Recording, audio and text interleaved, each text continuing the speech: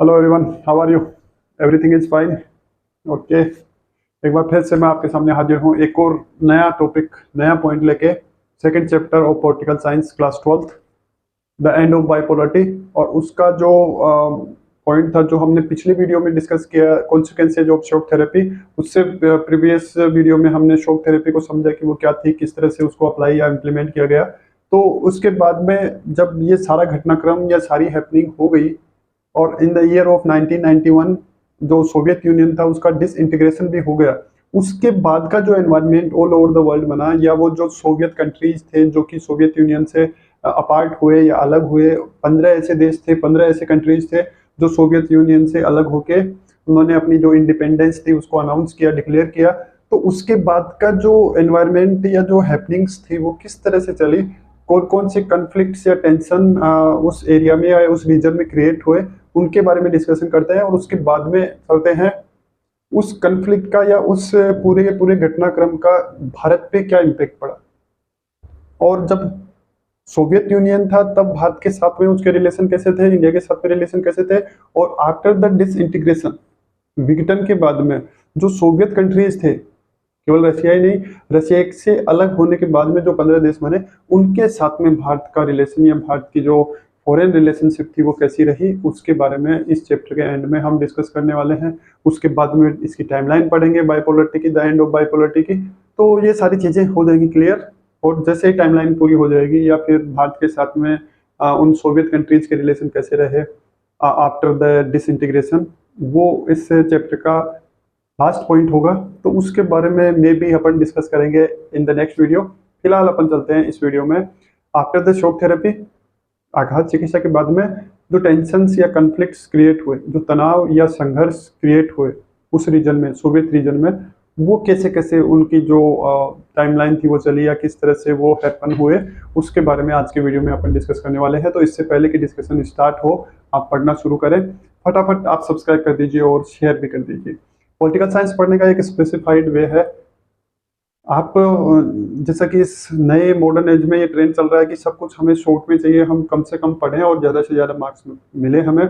और ठीक है, जो टाइम है उसको देखते हुए तरीका कुछ हद तक ठीक है, लेकिन इन द एंड यदि आपको गुड मार्क्स चाहिए, अच्छे मार्क्स चाहिए, तो आपको डीप स्टडी करनी पड़ेगी। मतलब जो चैप्टर था उसको पूरा का पूरा आप रीड करिए। वो आपकी माइंड की कैपेसिटी पे डिपेंड करता है कि कौन सा पार्ट हमारे लिए अननेसेसरी है, केवल अंडरस्टैंडिंग के लिए है, उसका एग्जाम से कोई लेना देना नहीं है। तो उन चीज़ों को आइडेंटिफाई करना हमारा काम है। जैसे जैसे पढ़ते जाएंगे लेसन को, वैसे वैसे वो चीज़ें हमारे को समझ में आ जाएगी कि ये हमारे लिए इंपॉर्टेंट है, यूजफुल है, यहाँ से क्वेश्चन पुट अप किया जा सकता है, यहाँ से कुछ नहीं होगा, क्वेश्चन नहीं आएगा, केवल वो जो पॉइंट इसके साथ में दिया हुआ है या जो टॉपिक हमें दिया गया है उसको अंडरस्टैंड करने के लिए ये पार्ट इस लेसन के अंदर ऐड किया गया है। तो जो आइडेंटिफिकेशन ऑफ सिलेबस है वो हमें धीरे धीरे हमारी हैबिट में हो जाएगा यदि हम एक बार थोड़ा सा डिटेल या डीप स्टडी करने लग जाएंगे। उसके साथ साथ जो न्यूज़पेपर्स हैं वो हमारे लिए यूजफुल हैं, जो पॉलिटिकल साइंस के स्टूडेंट हैं उनके लिए, क्योंकि बहुत सारी चीज़ें हम वहाँ से भी सीख सकते हैं direct without the help of text book. तो चलिए आज का वीडियो शुरू करते हैं। मैंने जो अभी बताया उसको आप ध्यान में रखेंगे, माइंड में रखेंगे, ऐसी मैं उम्मीद करता हूँ। और अपकमिंग एग्जाम में जो आपकी होगी 2024 में, उसमें आप पॉलिटिकल साइंस में बहुत अच्छे नंबर लाएंगे, ये भी मैं आज से ही, क्योंकि हमें वो प्रोसेस अभी से शुरू करनी है और हमारा टारगेट होना चाहिए 100/100। बाकी ऊपर वाले की मर्जी कितने आते हैं, उम्मीद हमें पूरे की रखनी चाहिए। Let's start. तो जो शॉक थेरेपी थी, आघात चिकित्सा थी, और इन द ईयर ऑफ 1991 जब डिसइंटीग्रेशन कंप्लीट हो गया, सोवियत यूनियन का विघटन हो गया, उसके बाद में किस तरह के टेंशन्स या कॉन्फ्लिक्ट्स उस रीजन में देखने को मिले, उनको देखते हैं। First, most of the former Soviet republics, जो पहले सोवियत गणतंत्र थे या सोवियत यूनियन के जो सदस्य थे जो कि बाद में अलग हुए, 15 कंट्रीज थे,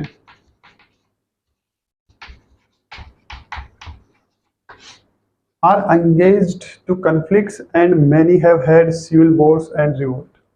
वो किसमें संघर्षों में व्यस्त हो गए, संघर्षों की ओर प्रवृत्त हो गए, उन्मुख हो गए, उन संघर्षों की तरफ चले गए, मतलब वहीं पे उनके देश में ही या फिर पड़ोसी देशों के साथ में। और कई जो देश थे जो सोवियत रिपब्लिक्स थे उनमें गृह युद्ध, सिविल वॉर होता है गृह युद्ध। गृह युद्ध का मतलब किसी देश के अंदर ही युद्ध छिड़ जाना, किसी दूसरे देश से नहीं लड़ना, वो तो वॉर कहलाता ही है। अपने ही देश में युद्ध होना या अपने नागरिकों से लड़ना, गृह युद्ध। और रिवोल्ट यानी विद्रोह, अपनी गवर्नमेंट के खिलाफ आवाज उठाना या रिवोल्ट करना या रिवोल्यूशन होना, क्रांति होना। तो कई जो देश थे, जो 15 देश थे, उनमें से ज्यादातर देश जो थे वो कॉन्फ्लिक्ट्स में एंगेज हो गए। कई देशों के अंदर सिविल वॉर्स होने लगे और कई कंट्रीज के अंदर रिवोल्ट या रिवोल्यूशन भी होने लगे। तो ये वहाँ की उस टाइम की कंडीशन थी। अब ये मतलब कहा जाता है कि लालच बुरी बला होती है। तो उन्होंने इंडिपेंडेंस अनाउंस की थी इसलिए कि उनकी जो लाइफ स्टैंडर्ड है वो हाई होगा, अच्छे से जिएंगे छोटे छोटे देश बना के।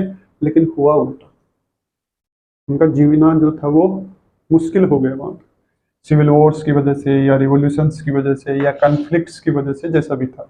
नेक्स्ट, रशिया जो था, जो कि उस ग्रुप का या सोवियत यूनियन का सबसे बड़ा देश था, कंट्री था, उसके अंदर क्या हुआ, 2 रिपब्लिक्स, 2 गणतंत्र, एक चेचनिया और एक दागिस्तान, चेचनिया और Dagestan have had violent separatist movement. उनके अंदर एक हिंसक, वॉयलेंट का मतलब होता है हिंसक, सेपरेटिस्ट का मतलब अलगाववादी या पृथककारी भी कह सकते हैं आप उसको, और मोमेंट्स यानी आंदोलन। चेचनिया और दागिस्तान के अंदर सेपरेटिस्ट मूवमेंट स्टार्ट हो गए, या जो अलगाववादी आंदोलन थे वो शुरू हो गए। अलगाववादी आंदोलन का मतलब जिस देश का वो पार्ट है या ओरिजिन है, उस देश से अलग होने के लिए विद्रोह करना या जो भी फेयर और अनफेयर स्ट्रगल करना, सेपरेटिस्ट मूवमेंट कहलाता है। तो वहाँ पे रशिया के जो ये 2 रिपब्लिक थे, चेचनिया और दागिस्तान, इनके अंदर सेपरेटिस्ट मूवमेंट जो थे वो स्टार्ट हो गए। तो ये यहाँ पे एक अलग तरह का संघर्ष देखने को मिला। Next, Tajikistan have had a civil war for almost 10 year. वहाँ पे लगभग 10 साल तक जो गृह युद्ध था वो चलता रहा ताजिकिस्तान में। और 10 साल तक, 1991 में सोवियत यूनियन डिसइंटीग्रेट हुआ, वहाँ पर लगभग 10 साल तक वो सिविल वॉर चला, मतलब 2001 तक। Just after the disintegration civil war start हो गया था और वो 10 साल तक कंटिन्यू चलता रहा, 2001 तक। और the reason had many sectional conflicts, और वहाँ पे बहुत सारे जो संघर्ष थे, सांप्रदायिक संघर्ष, सेक्सेरियन का मतलब होता है सांप्रदायिक, और कॉन्फ्लिक्ट्स यानी संघर्ष। सेंट्रल एशिया जो था, मध्य एशिया जो था, वहाँ पे एक ऐसा जोन बन गया प्रतिस्पर्धा का, किस के बीच में, आउटसाइड जो पावर्स थी उनके बीच में और ऑयल कंपनीज के बीच में एक कंपटीशन बढ़ गया, प्रतिस्पर्धा बन गई मध्य एशिया में, जहाँ पे तेल के कुएं ज़्यादा थे या तेल का प्रोडक्शन ज़्यादा होता था। वहाँ पे बाहरी ताकतों का और वहाँ की जो ऑयल कंपनीज थे उनके बीच का एक कंपटीशन बढ़ गया था। तो वहाँ पे ये इस एक डिफरेंट काइंड का कॉन्फ्लिक्ट जो है वो देखने को मिल रहा था सेंट्रल एशिया में। चेकोस्लोवाकिया जो था, जो कि ईस्टर्न यूरोप का एक देश है, वहाँ वो 2 भागों में डिवाइड हो गया, 2 भागों में बट गया। एक था चेचेज और दूसरा स्लोवेक्स। ये दोनों जो थे वो अलग अलग कंट्रीज बन गए, 2 भाग बन गए एक ही देश के। इसके बाद में युगोस्लोवाकिया जो था, युगोस्लोवाकिया जो है वो भी कई देश, जो छोटे छोटे राज्य थे उनके अंदर डिवाइड हो गया, जैसे कि क्रोशिया है, स्लोवेनिया है, बोस्निया है और हर्जेगोविना है। इनके अंदर वो छोटे छोटे क्षेत्रों के अंदर या छोटे छोटे राज्यों में डिवाइड हो गया और उन राज्यों ने अपनी इंडिपेंडेंस या स्वतंत्रता की घोषणा कर दी। तो आज के लिए बस इतना ही था। आफ्टर द शॉक थेरेपी, जो different kind of tension and conflicts थे उनके बारे में हमने देखा, अलग अलग रीजन्स में, अलग अलग कंट्रीज के अंदर कैसे कैसे संघर्ष या कैसे कैसे रिवॉल्यूशंस या किस तरह के सिविल वॉर्स हुए, इतने समय तक चले। और ये सारा का सारा घटनाक्रम जो चला वो ईयर 1991 के बाद में हुआ और धीरे धीरे उनकी स्थिति बिगड़ती चली गई। बाद में उन्होंने रिकवर किया, अच्छी स्थिति में या सिचुएशन में आए। तो आज के लिए बस इतना ही। मिलते हैं नेक्स्ट वीडियो में नई इन्फॉर्मेशन के साथ में, और नई इन्फॉर्मेशन होगी India and the post communist countries. 1991 के बाद में जो अलग अलग नए देश बने, सोवियत की कंट्रीज बने डिसइंटीग्रेशन के बाद में, उनके साथ में इंडिया की रिलेशनशिप या फॉरेन पॉलिसी कैसी थी उसके बारे में हम डिस्कशन करेंगे नेक्स्ट वीडियो में। Till then good night, take care, see you soon in the next video. आप समझ गए होंगे कि मैंने वीडियो को इतना जल्दी क्यों एंड किया है, डिस्टर्बेंस खूब ज़्यादा है जैसा कि आपको सुन ही रहा होगा। मिलते हैं नेक्स्ट वीडियो में, बाय बाय।